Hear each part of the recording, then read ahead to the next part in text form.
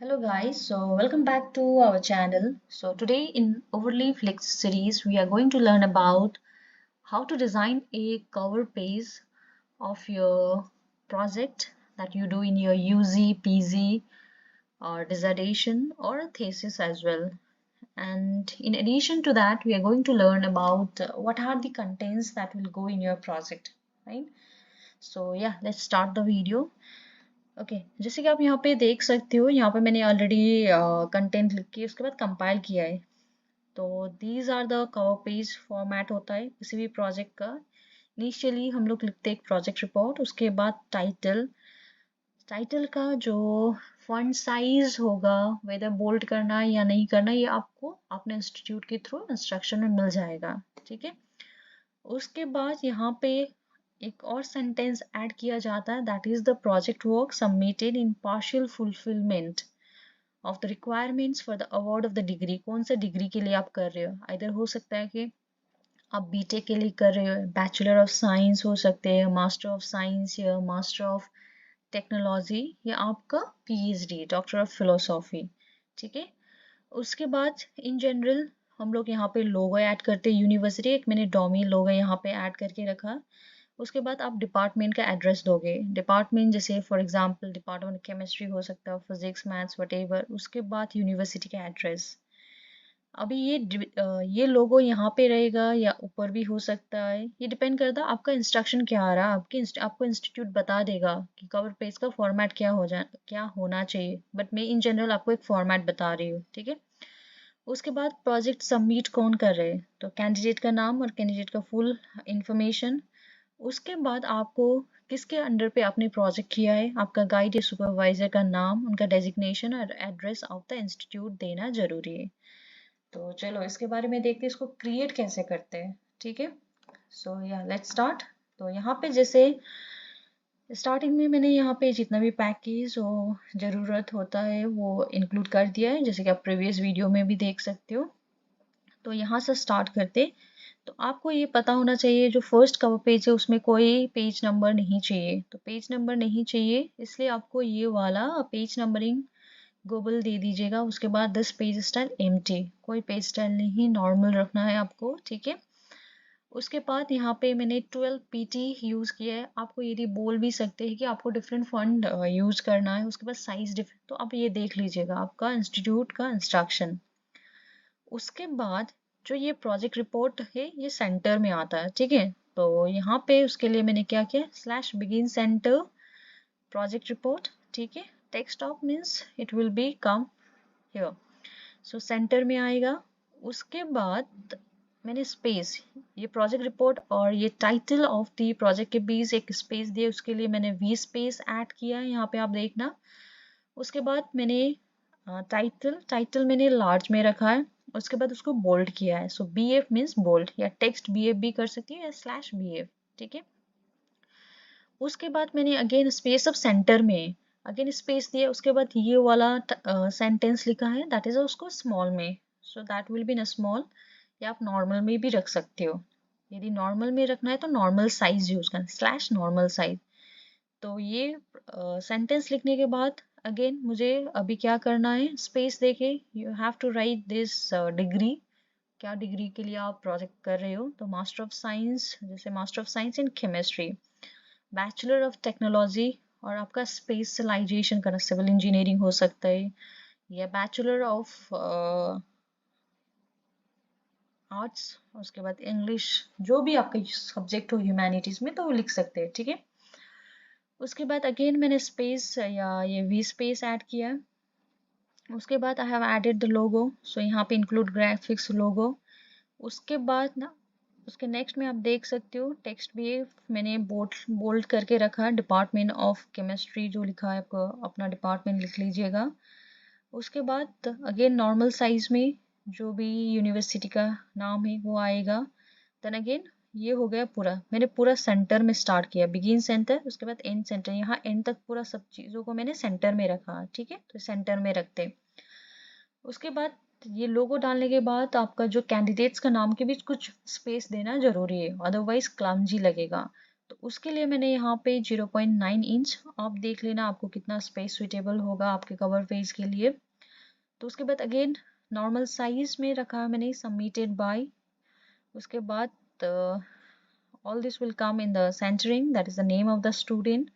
उसके बाद roll number, उसके बाद आप कौन से सेमेस्टर में हो वो भी लिख लीजिएगा। उसके बाद आपका डिग्री क्या है, कौन सा डिग्री आप कर रहे हो, ठीक है। तो ये हो गया। उसके बाद फिर से आपको स्पेस देना है। स्पेस देने के बाद यू हैव टू राइट, जैसे मैंने अंडर द गाइडेंस ऑफ, उसको मैंने हाईलाइट किया है। हाईलाइट इन द सेंस मैंने बीएफ में रखा, इटैलिक्स नहीं लिखना है, ठीक है। So under the guidance of आपका सुपरवाइजर या गाइड का नाम, उनका designation. Designation means either he is assistant, he or she is assistant professor, associate या प्रोफेसर। उसके बाद आपका कौन सा डिपार्टमेंट से बिलोंग करते हैं, उसके बाद एड्रेस ऑफ द इंस्टीट्यूट या यूनिवर्सिटी, ठीक है। तो ये हो गया पूरा आपका कवर पेज। अभी ये तो फर्स्ट कवर पेज का बात हुआ। उसके बाद क्या क्या कंटेंट जरूरी है वो देखते हैं, ठीक है। एक प्रोजेक्ट में क्या क्या आप initially what are the things. तो कवर पेज के बाद आप जनरली एक सर्टिफिकेट होता है, ठीक है, तो इसको बनाओगे कैसे। During your project evaluation external examiner आते हैं at the end of your project evaluation, तो उनसे एक साइन लेना जरूरी है। तो वो चीज़ को इंक्लूड करने वो सर्टिफिकेट आपके प्रोजेक्ट रिपोर्ट में जाता है, ठीक है। तो ये है फॉर्मेट, दैट इज आपका लोगो। ये वाला चीज़ आपका अगेन आपका यूनिवर्सिटी बता देंगे इंस्ट्रक्शन, ये लोगो कहाँ पे रहेगा, किस तरह का सर्टिफिकेट बनाना है, ये इन जनरल मैं आपको बता रही हूँ। जैसे सर्टिफिकेट फ्रॉम द, ये साइन लेना जरूरी है बिकॉज आप बाद में जैसे अपने बीटेक किया उसके बाद आप इंटरव्यू देने जाओगे तो आपको पूछा जाएगा कि आपने क्या प्रोजेक्ट किया था, तो रिपोर्ट मांगेंगे, तो आपका ये सिग्नेचर होना जरूरी है। एक तो एक्सटर्नल एग्जामिनर, उसके बाद नेक्स्ट में आएगा आपका फ्रॉम योर सुपरवाइजर, उसके बाद आएगा from yourself, that is a declaration, ठीक है। तो ये सेम चीज आपका पीएचडी थीसिस में भी जाता है। तो इसको बनाएंगे कैसे यहाँ पे देखना। तो ये वाला हो गया। उसके बाद ये नेक्स्ट पेज में आएगा, सो न्यू पेज। उसके बाद बिगिन सेंटर, एंड सेंटर, उसके अंदर पे लोगो और address of the institute. After that certificate from the external examiner so उसको मैंने लार्ज में रखा है, ठीक है, लार्ज में। और उसको सेंटर में यहाँ पे आप देख सकते begin center then begin large. यहाँ पे सिंपल लार्ज लिखने से भी हो जाता था, कोई प्रॉब्लम नहीं है उसमें। उसके बाद आप स्टेटमेंट स्टार्ट करने से पहले कुछ स्पेस दे देना, अदरवाइज क्लमजी लगेगा। या स्टेटमेंट क्या लिखना है ये आपको अगेन इंस्टीट्यूट बता देगा। इन जनरल मैंने लिखा है जैसे this report has been examined and the concern candidate has presented her slash his project work, ठीक है। उसके बाद यहाँ पे सिग्नेचर होगा विद डेट। ये तो हो गया सेकेंड पेज पे में क्या जाता है प्रोजेक्ट का। उसके बाद आता है certificate, this certificate is from your supervisor. तो उसके लिए अगेन आप स्टार्ट करोगे न्यू पेज से, ठीक है, ये पेज नंबर 3 में जाएगा। उसके बाद बिगिन सेंटर, इस सर्टिफिकेट को बीच में रखना, इसको बोल्ड कर लेना। उसके बाद जैसे ये डिक्लेरेशन, अगेन इंस्ट्रक्शन आएगा आपका इंस्टीट्यूट लिखना क्या है। जैसे मैंने यहाँ पे लिखा है this is to certify that the project work in title of the project submitted by ABC from 4th semester under roll number XYZ is an authentic work carried out by her under my supervision, her या his under my supervision, ठीक है, supervision। उसके बाद आपको signature लेना आपके corresponding या guide से। तो उसके लिए ये स्टेटमेंट और ये पैराग्राफ लिखने के बाद गिव सम स्पेस, तो उसके लिए जैसे मैंने यहाँ पे 8 सेंटीमीटर लिखा है। उसके बाद इसको आप एक ही साइड भी लिख सकती हो, या मैंने एक को डेट को लेफ्ट में और सिग्नेचर में राइट में ले रही हूँ। तो इसको लेफ्ट में लाने के लिए आपको you have to use begin plus left, उसके बाद टेक्स्ट बी डेट आ जाएगा। उसके बाद जो आप name of the guide, designation of the address of the institute, I am keeping that on the right hand side, so for that I am going to use slash begin plus right, ठीक है। सो ये हो गया regarding the certificate के बाद यहाँ तक आपका कोई पेज नंबरिंग नहीं, ठीक है, तो ये चीज़ है। उसके बाद आता है डिक्लेरेशन। डिक्लेरेशन आता है आपके थ्रू पे। तो सिमिलरली आप सेंटर पे रखोगे, ये न्यू पेज से स्टार्ट करोगे। सो ये न्यू पेज हो गया। उसके बाद begin centre, begin large. Begin large मैंने अगेन बोला है कि लार्ज नहीं करने से, सिंपल LARG करने से भी हो जाएगा, ठीक है। उसके बाद you have to give declaration statement. Declaration में क्या आता है, आप डिक्लेयर करोगे आपने जो प्रोजेक्ट किया है वो इस कोर्स के लिए किया है, कोर्स नंबर होता है हर एक का, ठीक है, प्रोजेक्ट वर्क इतना इतना। उसके बाद ये ऑथेंटिक वर्क है, आपने ये वर्क कहीं अदर सबमिट नहीं किया है, तो ये चीज़ आपको डिक्लेयर करना पड़ेगा। डिक्लेरेशन के बाद सिमिलरली आपको यहाँ पे डेट, सॉरी मैं यहाँ पे बोल्ड करना भूल गई, तो आप बोल्ड कर दीजिएगा, दैट विल मेक हाईलाइट। उसके बाद यहाँ पे आपको सिग्नेचर, फुल सिग्नेचर चाहिए, ठीक है। उसके बाद रोल नंबर, उसके बाद आप masters whatever your designations you have to write. ये होने के बाद उसके बाद आता है एक्नॉलेजमेंट। ये एक्नॉलेजमेंट पेज बहुत इंपॉर्टेंट है। अब ये आप इटैलिक्स में रखोगे या किस में रखोगे आप पे डिपेंड करता है, ठीक है। तो यहाँ पे मैंने जस्ट शो करने के लिए यहाँ पे ये न्यू पेज से स्टार्ट हुआ एक्नॉलेजमेंट। ये एक्नॉलेजमेंट पेज बहुत जरूरी है बिकॉज आप जब प्रोजेक्ट करते हो number of peoples will involve, right, directly और indirectly, starting from your supervisor, co supervisors, your lab mates. So it's very important to acknowledge them to show your gratitude. So उसके लिए ये acknowledgement वाला page चाहिए।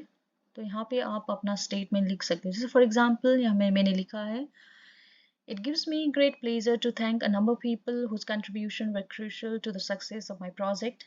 Everything I accomplished was slowly due to their oversight and support, and I'll never forget to express my gratitude to my supervisor.